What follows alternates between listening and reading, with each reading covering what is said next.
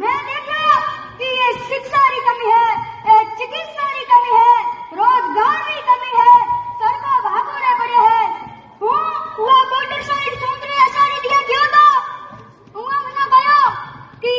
आज तक कोई नेता की गाड़ी फूक तक उन्हें 70 रुपया धोरा पड़ा है।